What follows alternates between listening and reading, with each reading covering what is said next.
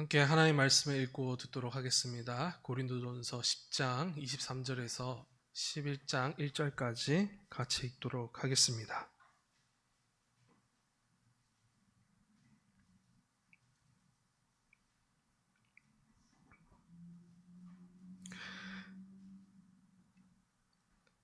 교독하시고 마지막 한 절 같이 읽도록 하겠습니다. 제가 먼저 읽겠습니다.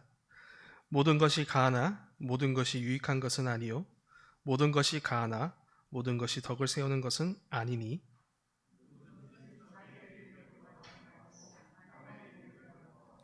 무릇 시장에서 파는 것은 양심을 위하여 묻지 말고 먹으라. 불신자 중 누가 너희를 청할 때에 너희가 가고자 하거든 너희 앞에 차려놓은 것은 무엇이든지 양심을 위하여 묻지 말고 먹으라.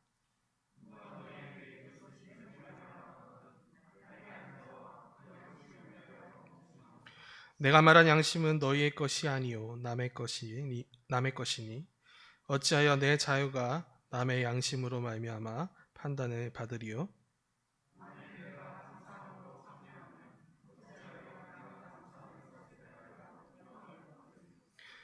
그런즉 너희가 먹든지 마시든지 무엇을 하든지 다 하나님의 영광을 위하여 하라.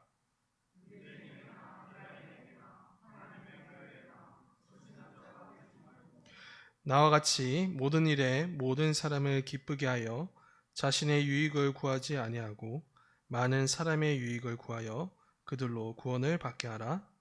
내가 그리스도를 본받는 자가 된 것 같이 너희는 나를 본받는 자가 되라. 아멘.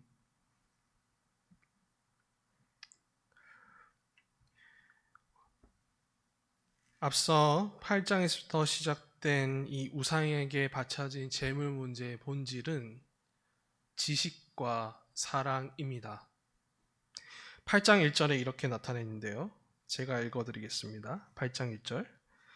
우상의 재물에 대하여는 우리가 다 지식이 있는 줄을 아나 지식은 교만하게 하며 사랑은 덕을 세우나니.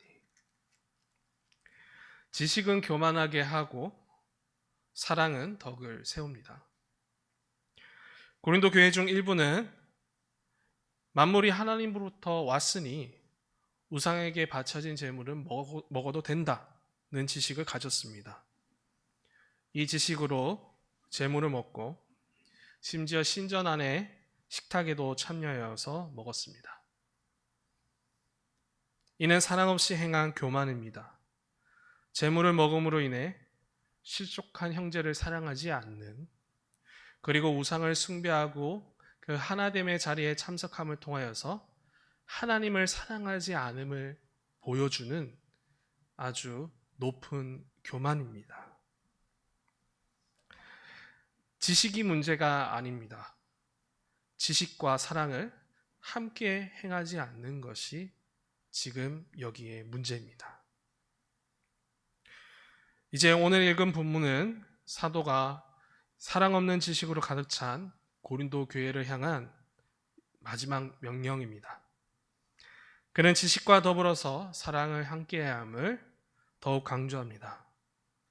그 사랑은 내 유익보다 남의 유익을 구하는 것이요, 내 영광보다 하나님의 영광을 구하는 것이라고, 또한 세상이 아니라 그리스도를 본받는 것이 지식과 함께 사랑을 행한 것이라고 설명하고 있습니다.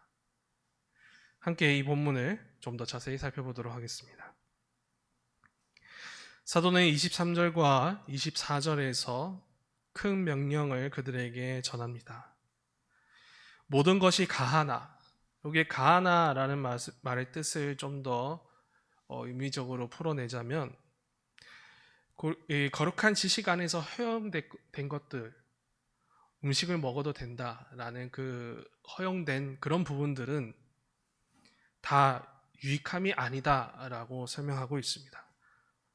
모든 것이 가하나 모든 것이 유익함이 아니요 모든 것이 가하나 덕을 세우는 것이 아니니 자기 유익 대신 남의 유익을 구하라고 듣고 사도는 이 문제에 대한 큰 명령을 이제 전하고 있습니다. 남의 유익을 구하라. 이 명령은 사실 앞선 고린도전서 6장 12절을 조금 더 발전시켜 전달한 내용입니다.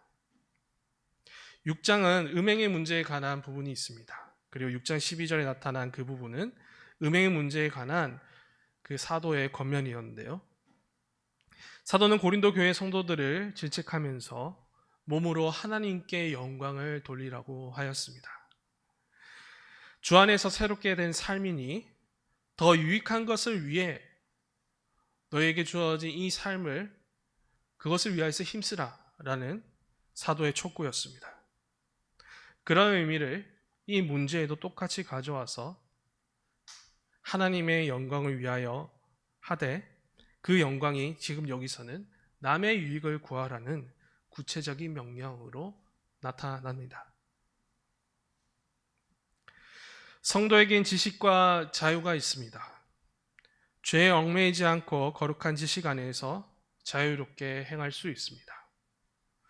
오늘날 예를 들자면 성도는 자유롭게 이사할 수 있죠. 이사하는 것은 금지된 것이 아닙니다. 세상의 귀신들을 믿는 사람들을 보면 그 손 없는 날을 따져가면서 그리고 그것을 위해서 점을 치면서 언제 이사 갈지 그런 것들을 알아보죠. 그리고 그런 것들에 굉장히 얽매여 있습니다. 자유롭게 이사를 하지 못하죠. 반면 성도들은 어떻습니까? 그런 것에 전혀 얽매이지 않습니다. 그것은 거짓된 것들이라는 거룩한 지식이 있기 때문에 성도는 그런 것에 전혀 얽매이지 않습니다. 성도는 자유롭게 이사할 수 있고 그런 맥락에서 성도는 자유롭게 우상의 제물도 먹을 수 있습니다. 사도는 이 부분을 절대 간과하지 않습니다. 그래서 25절부터 27절까지 이 우상의 제물에 먹는 것, 그 허용에 관한 명령을 해 놓았습니다. 25절부터 27절 제가 읽어보겠습니다. 무릇 시장에서 파는 것을 양심을 위하여 묻지 말고 먹으라. 이는 땅과 거기 충만한 것이 주의 것임이라.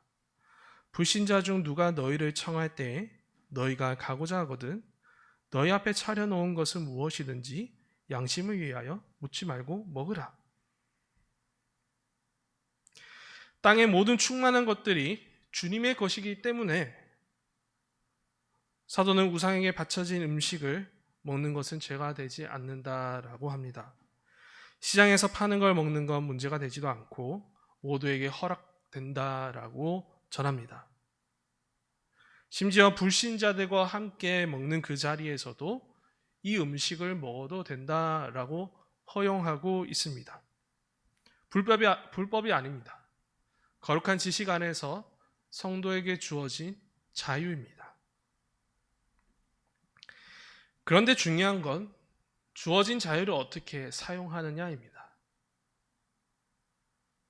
남의 유익을 구해서 우리는 이 자유를 써야 합니다. 이에 관한 사도의 입장이 계속해서 설명되어 있습니다만 사도는 마지막으로 한 번 더 우리가 지식대로 자유롭게 할 수는 있으나 남의 유익을 위해 절제할 것을 요구하고 있습니다. 바로 그 내용이 28절이죠. 27절 위에서부터는 허용했지만 28절에서는 허용의 명령이 나타나지 않습니다. 제가 다시 읽어보겠습니다.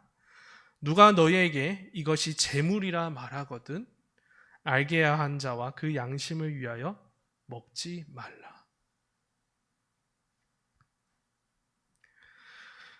혹 이 우상의 재물을 먹는 것을 다른 이가 보고 그를 향해 우상을 섬기는 자라고 판단하여서 그 양심이 실족하고 넘어지게 된다라면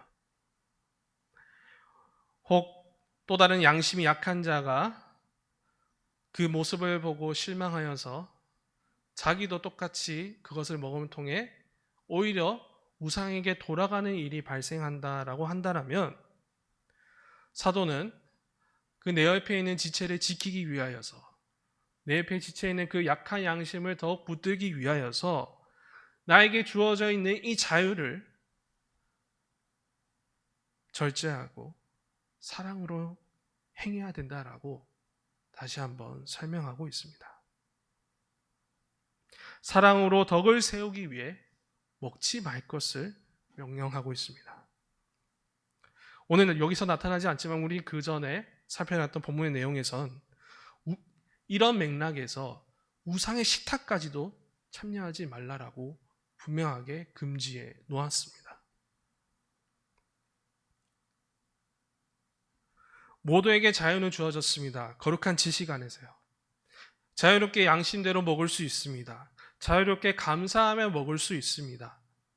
하지만 더 중요한 건 사랑을 행함이 더 중요합니다.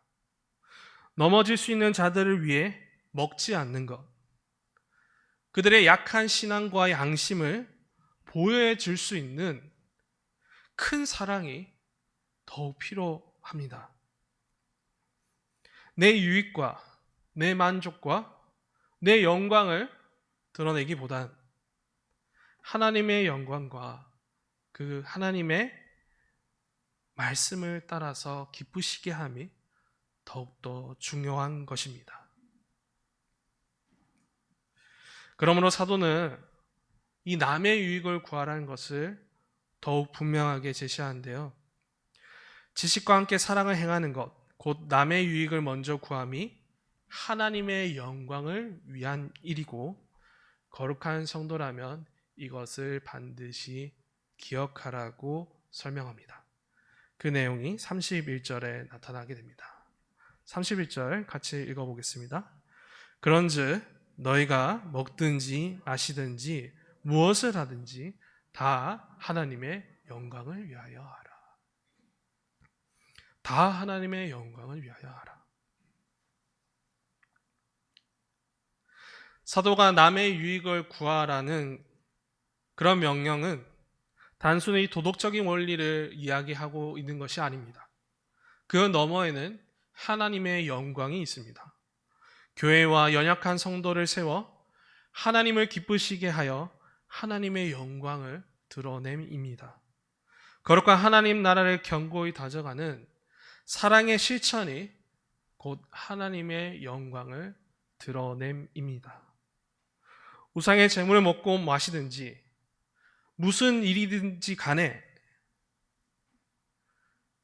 하나님의 영광을 드러내어서 해야 될 터인데 그것은 바로 사랑을 행하는 것입니다. 나의 먹음으로 인해 옆에 있는 지체가 실족하고 주님을 떠난다면 그것보다 하나님의 영광을 가린 일이 무엇이겠습니까?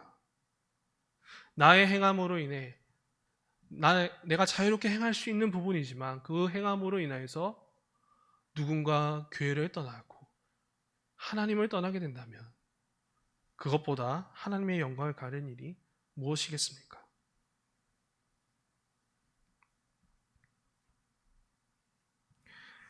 이처럼 하나님의 영광을 위하여 하는 것은 추상적인 개념이 아닙니다. 느낌적인 개념이 아닙니다. 분명한 동사입니다. 하나님의 영광을 위함은 곧 명하신 사랑을 행함입니다. 남의 유익을 구하는 것이 곧 하나님의 영광이요 또한 사랑의 실천이자 그것을 드러냄입니다. 그저 목소리로 하나님의 이름을 높이면서 하나님의 영광을 드러내는 건 그것은 진정한 드러냄이 아니라는 거죠. 행함이 있어야 됩니다. 바로 사랑을 행하는 것입니다. 양심이 연약한 형제를 위하여서 나의 먹음과 마심을 포기하거나 절제하거나 그 외에도 무슨 일이든지 간에 그 절제할 줄 아는 사랑을 행하는 것이 하나님의 영광을 위한 것입니다.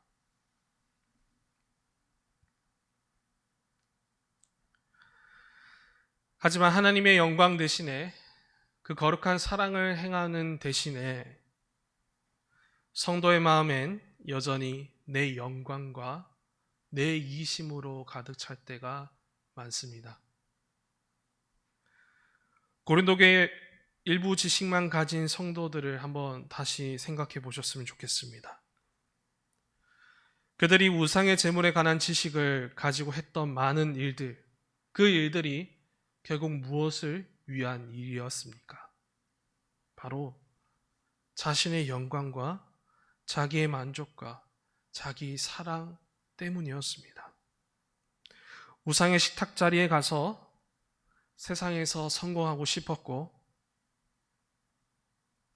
내 형제가 실족하여 다시 우상에게 넘어가든지 말든지 간에 나의 배고픔을 채우기에 급급했던 그들이었습니다.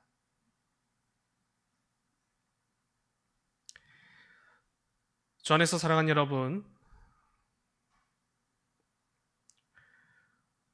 이런 고린도 교회의 모습들이 오늘날 우리 안에도 나타남을 확인합니다. 부끄럽지만 우리도 얼마나 내 영광과 내 이기심으로 가득 차 있을 때가 많지 않습니까? 먹고 마시는 일들 외에도 돈을 버는 일에, 그리고 직장을 다니는 일에, 가족을 대하는 일에, 직업을 구하는 일에, 그리고 공부하는 것들까지, 자녀를 키우는 일들까지, 그 수많은 일들 속에서 혹여나 우리는 지식만 가지고 교만하게 행하고 있지 않은지 잘 돌아봐야 합니다. 사랑과 같이 가야 합니다. 사랑이 없으면 내 영광과 내 만족밖에 되지 않습니다.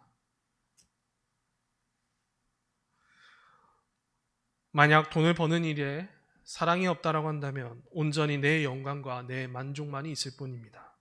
나를 위해 벌고 쓰죠. 대신 하나님의 영광을 위한다면 이 땅의 교회와 어려운 지체를 위한 큰 사랑의 도구가 되지 않습니까? 부족한 것을 채워주고 하나님의 사랑을 나타낼 수 있는 훌륭한 도구가 되지 않습니까? 그처럼 우리는 무슨 일들을 하든 간에 하나님께서 해도 된다라고 하는 그 수많은 그 허용된 일들 속에 그 지식만 가지고 사랑 없이 행하고 있지 않은지 잘 돌아봐야 할 것입니다. 우리는 그리스도인입니다.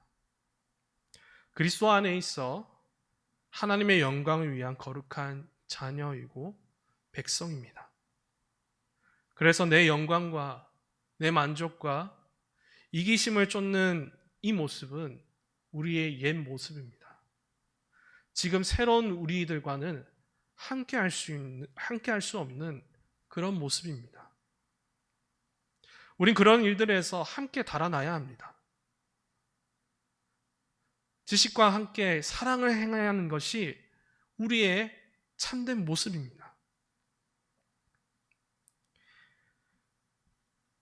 이 거룩한 일이 쉽지만은 않다는 거 우리 모두가 공감할 것입니다. 마치 불가능한 일처럼 느끼기도 하죠. 혹여나 그렇게 살지 않는다라고 한다면 두려움도 생깁니다. 혹여나 이 세상에서 살지 못할 것 같다는 그런 불안함이 찾아오는 것이죠. 하지만 우리는 이 두려움과 불안에서 능히 탈출할 수 있습니다. 이미 우리에게 누가 계십니까? 이미 우리에게는 이 하나님의 영광을 위한 삶의 모범이 되시고 그렇게 살도록 도우시는 우리 주 예수 그리스도가 함께 계시기 때문입니다. 예수님께서 우리를 도우시고 힘주시고 다시 회복시킬 것입니다. 그렇게 우리는 사도의 마지막 말에 더욱 귀를 기울여야 합니다. 그리스도를 바라보라는 그 사도의 말의 표현들이 마지막 11장 1절에 나타나 있습니다. 우리 11장 1절도 같이 한번 읽어보도록 하겠습니다. 내가 그리스도를 본받는 자가 된 것 같이 너희는 나를 본받는 자가 되라. 사도는 자기가 뛰어나니 나처럼 따라하라는 의도를 가지고 이 말을 쓰지 않았습니다. 그리스도를 본받는 나와 같이 너희도 그리스도를 본받으라 라는 뜻으로 이렇게 말을 쓴 겁니다. 지식과 함께 사랑을 행하는 것으로서 남의 유익을 구하는 것, 하나님의 영광을 구하는 것을 사도인 자신이 그리스도를 본받아서 했던 것처럼 너희들도 그리스도를 본받아서